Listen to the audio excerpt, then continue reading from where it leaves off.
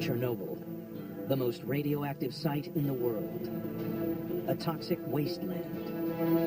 Now, for the very first time, 2 scientists have been granted exclusive access to investigate the entire zone. Risking potentially lethal radiation, their mission is to find out what 30 years of nuclear fallout has done to life here.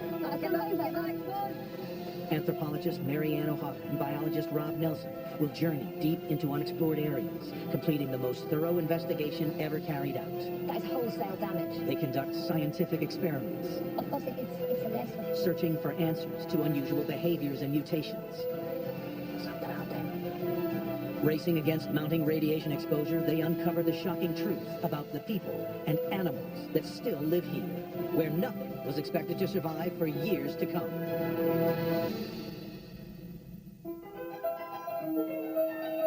April 1986. A catastrophic explosion at Chernobyl nuclear power station. Reactor number 4 goes into meltdown, releasing 8 tons of highly radioactive core material. Radiation equivalent to 400 Hiroshima bombs, 5 times more than the Fukushima disaster, reigns across the world. Thousands of people die, and countless animals are wiped out. 30 years later, it's so radioactive that it is still abandoned, sealed off. A 20-mile exclusion zone with access strictly controlled. I think I see the checkpoint in front of us. Yeah. After the disaster, many thought life here would be gone forever. But new studies are challenging that belief. Anthropologist Mary-Ann Ochota and biologist Rob Nelson are here to find out the truth. This whole area is like a giant experiment because you're looking at, plants and animals that have been living with radiation their entire lives. And so looking at them, studying them, you're able to figure out what are the real effects of radiation. Yeah. A lot of my friends think I'm absolutely mad to be here. Why would you take that risk? And yet there's so much science that needs to be done here. How can life survive in this extreme environment? And what is the radiation doing to the creatures here? So we've got people working here, some people down here. So we've got people all over this area doing different things, trying to look at how radiation is affecting the wildlife here. We've got a lot to see. Yeah. All right, let's get started. There are local tales of monster fish, 2-headed frogs, mutant creatures. But what's really out there in Chernobyl's danger zone? Gas, gas, gas! 1, 2, 3. The threat of the invisible killer is everywhere. So before they start, they need military-grade training and protective gear. Okay, Julie, you've got it. Julie, you are where you are, okay? Okay, down here. I cannot believe that I'm going into the heart of a nuclear hot zone. I remember as a little kid being kept in at school break time so that the contaminated dust wouldn't fall on us. I remember it so clearly. Well, it's far worse here. Right. Thank Over you. boots. Okay. To help protect your feet. Oral nasal mask to help you protect your breathing. Goggles and your protective oversuit. No one's done that much exploration into the zone. Even decades later, these places are so contaminated that if you stay too long, it could kill you. Mary-Ann and Rob have been briefed on the symptoms to watch out for. Acute exposure to radiation causes sickness, dizziness, hair loss, vomiting blood, and even seizures. But with few studies, the effects of long-term radiation are much less understood. What we want to find out is what 30 years of radioactive fallout has done to life here. They start in a cooler part of the zone, where radiation levels are relatively low. A top-secret relic of the Cold War. You see all these trees around here? They're basically planted to grow up and hide this array so that nobody could see it from any road. This was a super-powered radar facility, designed by the Soviets to spy on the West. This whole area was super secret. Nobody was allowed in here. It was protected for a long time. Undisturbed by humans, this used to be a haven for wildlife. But that was before the nuclear meltdown that exterminated animals across the entire region. Okay, let's see what we've got then. Oh, hello. We've only been here just a little time, but I've already heard a woodpecker over there. What they find surprises them. It's teeming with wildlife. This is awesome. Against all odds, nature appears to be making a comeback. But how? Could radiation be affecting the animals in ways that aren't easily visible? Time to do more detailed investigation.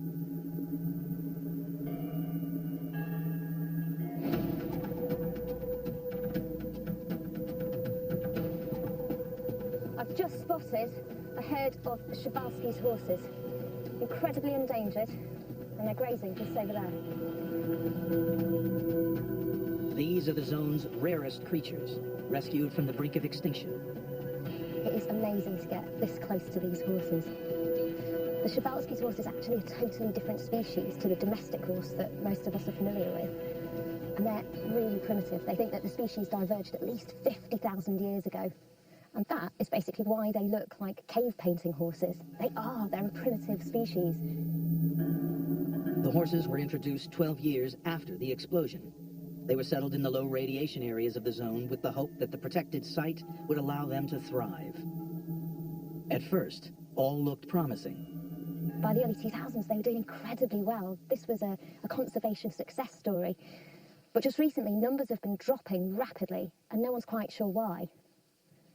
So I'm going to try and get a little bit closer, check out how healthy this herd is. The horses appear completely normal, but now something is killing them off. To find out what is going on, Mary-Ann is going to collect a test sample. Got to fill this whole thing up with horse doo-doo. This dung sample should reveal whether it's disease or radiation, which is having such a catastrophic effect on the horses.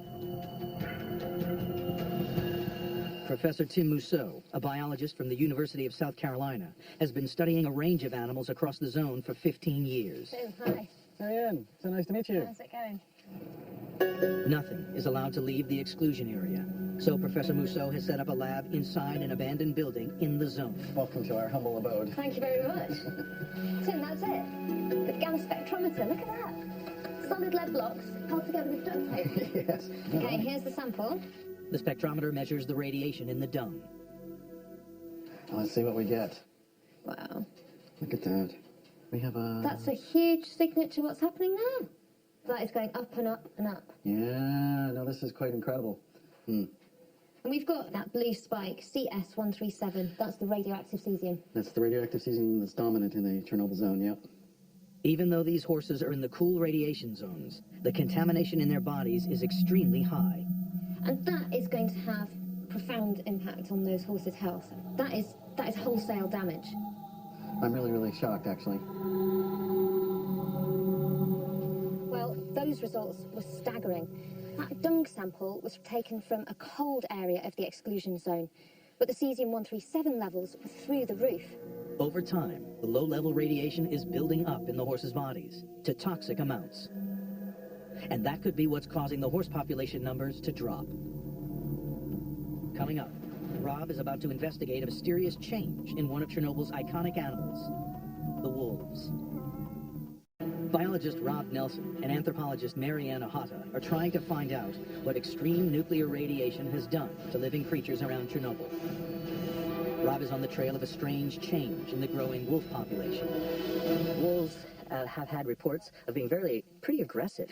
And wolves are not really aggressive. Wolves are very intelligent. They try to stay away from people. But we're dealing with something that's a little bit different here. You know, we're dealing with wolves that have been exposed to radioactivity. Rob teams up with wolf expert Marina Shinkviria, who's been studying the wolves here for over 10 years. She reveals an alarming piece of information. Yes, we had some accidents with people, attack to human, I mean. So the wolves here have been eating some livestock, dogs, and there was an attack on humans. Only one case. A group of temporary workers were in the zone when suddenly a lone wolf attacked them, biting them repeatedly. 6 people were taken to the hospital for stitches and rabies treatment.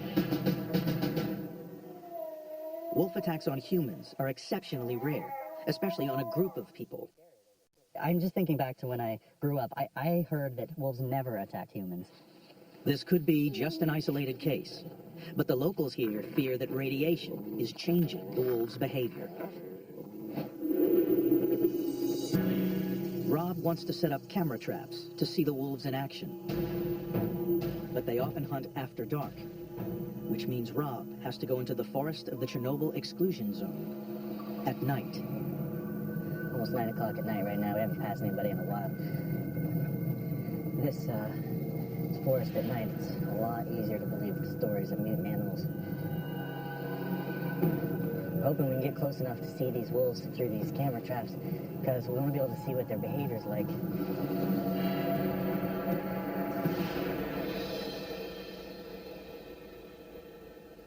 These camera traps capture an image whenever an animal breaks the beam. But Rob will need to see much more than a passing glimpse of a wolf. He will need to capture behavior that's never been seen on camera before. This is my chance to see if the wolves really are behaving strangely. If so, this will be the first time that something like this will be documented. Suddenly, they hear something.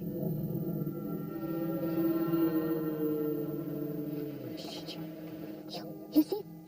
You see? What was that? It's a very, very low sound, like a fragment of a whole limb, very far distance from wolves. Marina has a plan.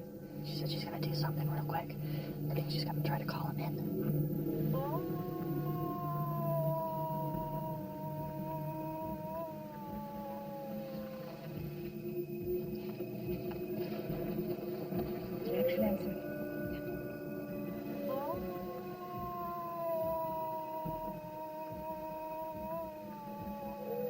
Hoping they've lured the wolves closer to the traps, they decide to call it a night.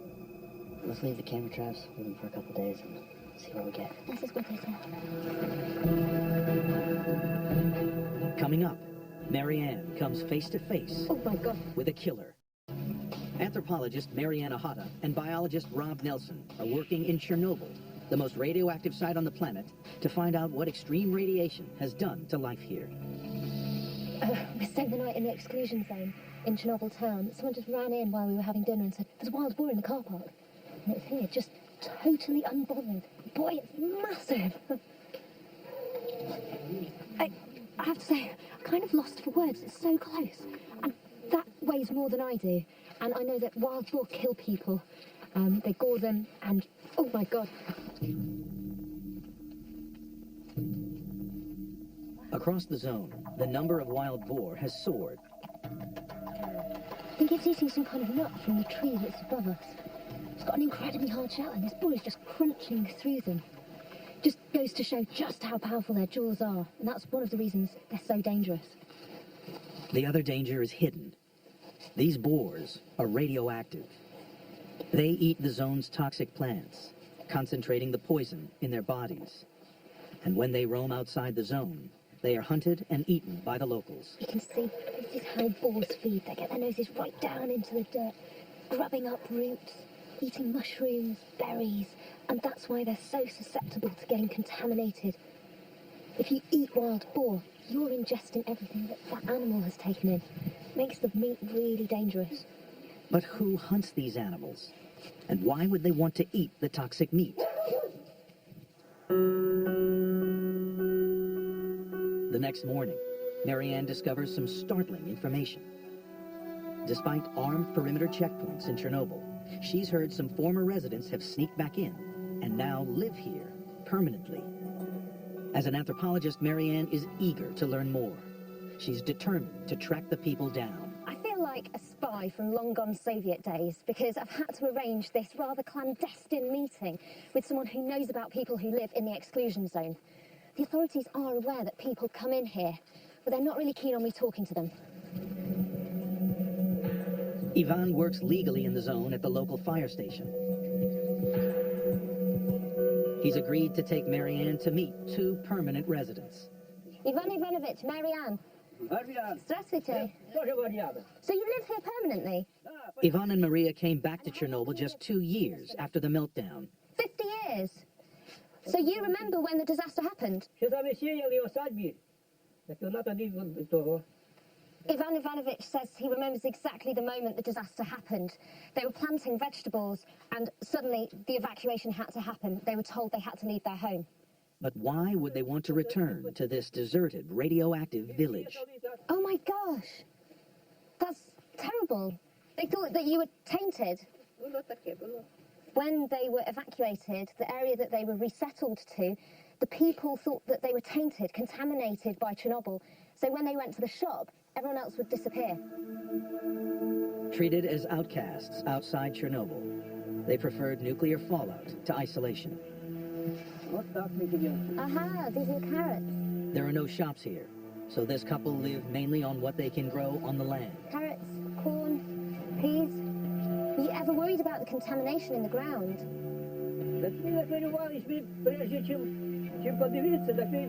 He says that the liquidators, the clean-up workers came here and reported that the land was clean enough for people to live. But radiation is virtually impossible to eradicate completely. And even low-level radiation can build up to dangerous levels within the animals and plants. It's warm in here. It's nice. Having to survive on what they grow or find in the zone could be putting Ivan and Maria in danger. It's clearly a hard life these two live. Ivan and Maria are not the only residents. It's estimated that over 150 people are now living in this toxic wasteland. Discovering that people live here permanently is an absolute game changer. We need to understand the consequences of long-term radiation exposure, not just for the sake of the animals, but for the sake of the people.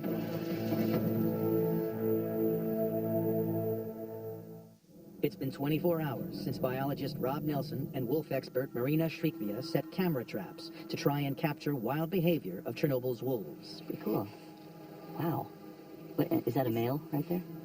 Remarkably, the footage shows a wolf eating its prey, a unique chance to observe its behavior. Tell me what you can about the behavior here of this wolf eating. We can see that it's eating, but it's like angry, yes? Maybe something is disturbing it. You can see, yes? It looks on another side. You can see right there he's growling. Fangs. Yeah, he's definitely being aggressive right there to something. You can see his fangs. Of course, it's aggressive. All right, I must say it's a little bit scary seeing that aggressive behavior in the wolves. At the same time, we're really lucky to have seen it because it's really, really rare to see something like that in the wild. I'm not exactly sure what the wolf was looking at. Just from that picture, it's really hard to tell. So the scientists are going to continue their research. They're going to take DNA samples, try to figure out what's going on with these radioactive wolves.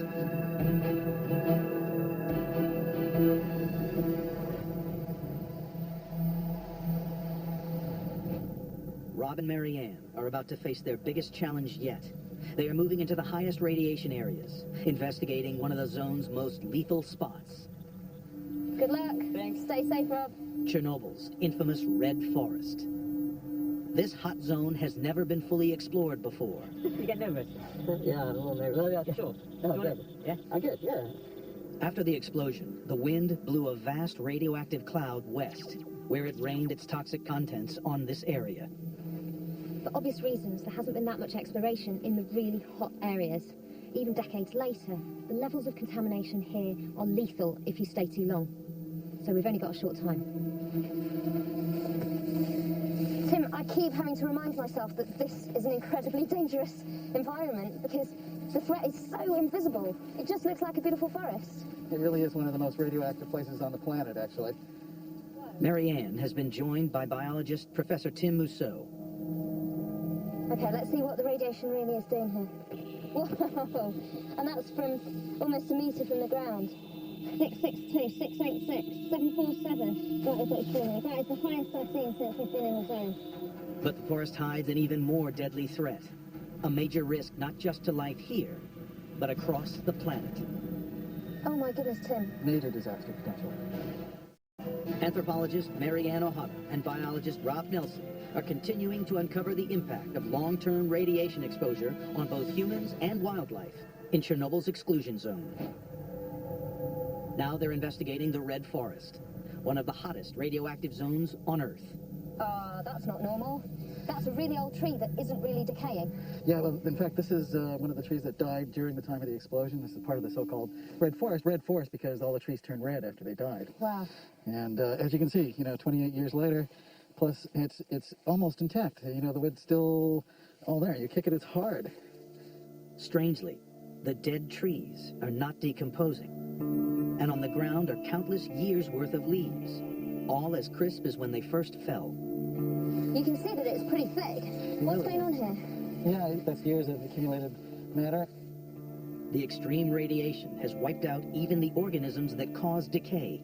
So if you haven't got the little critters, the bacteria, the fungus that's breaking down the stuff on the forest floor, then effectively your whole ecosystem pyramid is going to fall apart, right? We think it has major impacts, but you know, the bigger threat, we think, stems from the fact that you've got all this fuel on the ground for a potential forest fire, and this fuel is different than regular fuel. Oh my goodness, Tim. So it's not just a forest fire, it's a radioactive forest fire. It's a radioactive forest fire. That is terrifying, because if this sets on fire, all that radioactive material goes up into the air, spreads and falls on people's homes, schools, parks, farms. We've got another disaster on our hands. Yeah, major disaster potential. The radioactivity had accumulated within the leaves before they fell. But how much contamination would be released in a fire? There's only one way to find out.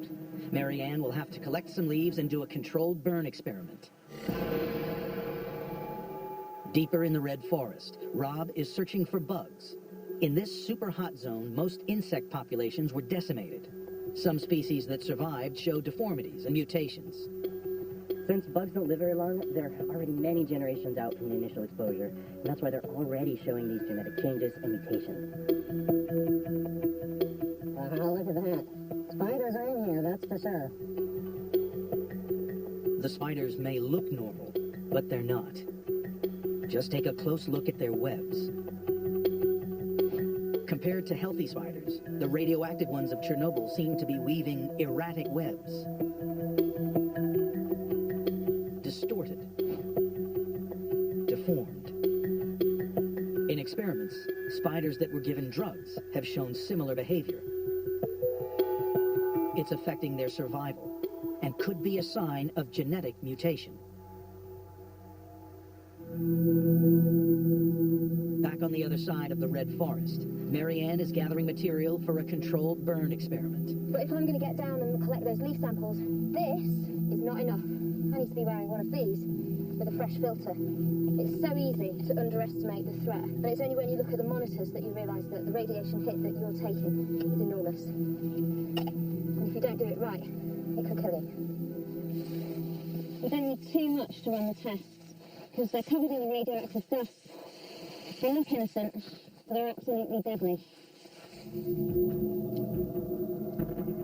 Mary-Ann is almost finished with her work in the red forest. She just has some final readings left to take. Coming up. Ian. I've gone over. Anthropologist Mary-Ann Ochota is working in one of the highest radiation zones in Chernobyl, the red forest. Oh my goodness. Ian. I've gone over. Guys, come away from that. Come away. Come on. What is that?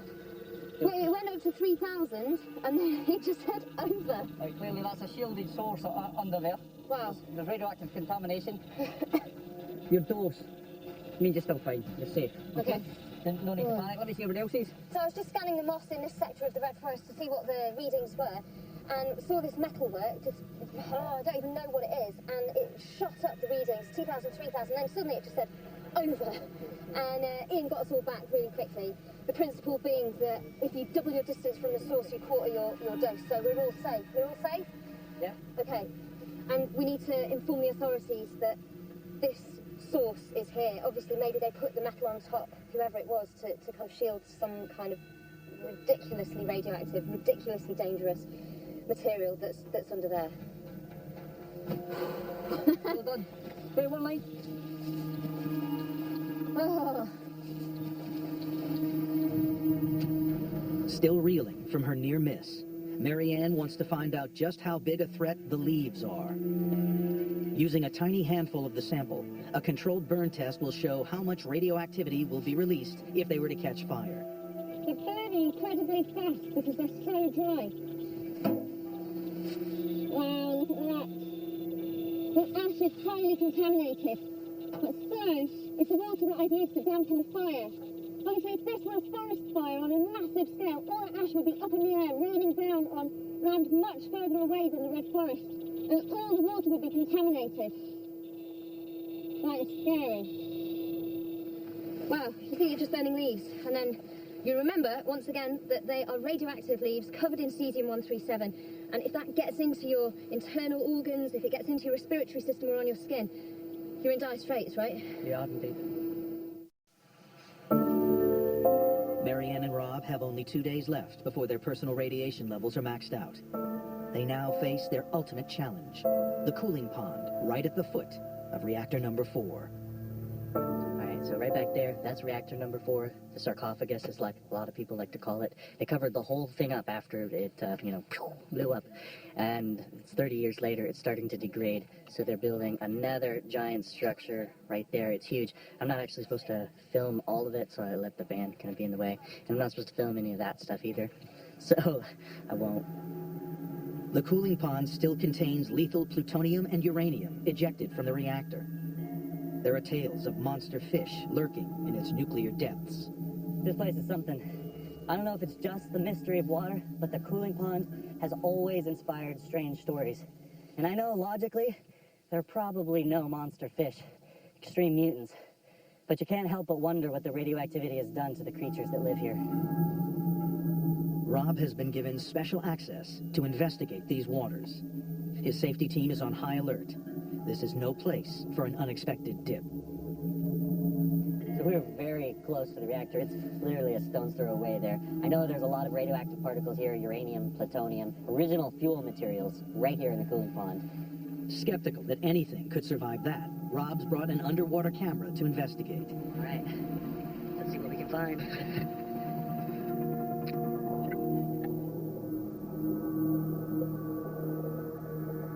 Oh, wow. This is awesome. Despite its lethal contents, the pond is surprisingly packed with life. And then, out of the depths, something bigger. Much bigger. It looks like there could be monsters here after all. Mary-Ann is determined to find out. She is attempting to test the DNA of the cooling pond's monster-sized fish.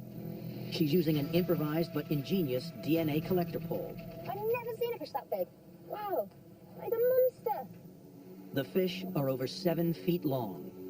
They're catfish, Wells catfish. But are they mutant catfish? Oh my goodness. To analyze their DNA, Mary-Ann needs to catch a tiny sample of the fish. Sharks, they throw goats in. Catfish, you throw bread and berries in.